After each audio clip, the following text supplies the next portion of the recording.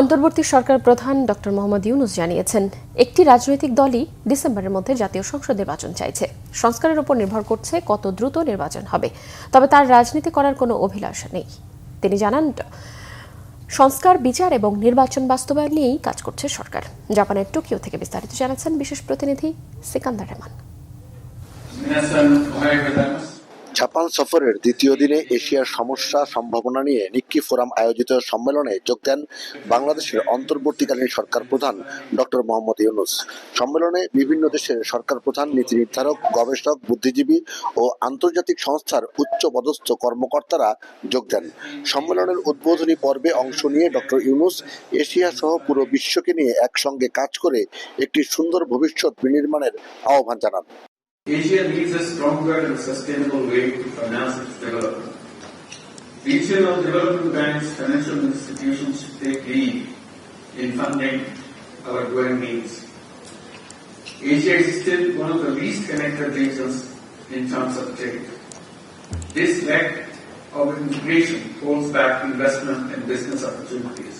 পরে প্রশ্নোত্তর পর্বে ডক্টর ইউনূস জানান, ছাত্র জনতার গণ অভ্যুত্থানের পর নতুন বাংলাদেশ বিনির্মাণে কাজ করছে তার সরকার। Some politicians say, why wait until June? Why don't you do the December, which is very budget? It all depends how much reform we have done. We don't want to leave the country in the old institutions remaining where it is. So we want to make sure we do that. There are opinions that some say, let's get it out, get the election done, and hand over to the politicians. So that's one reason. That's why the politicians are looking for. Not all political parties, just one particular.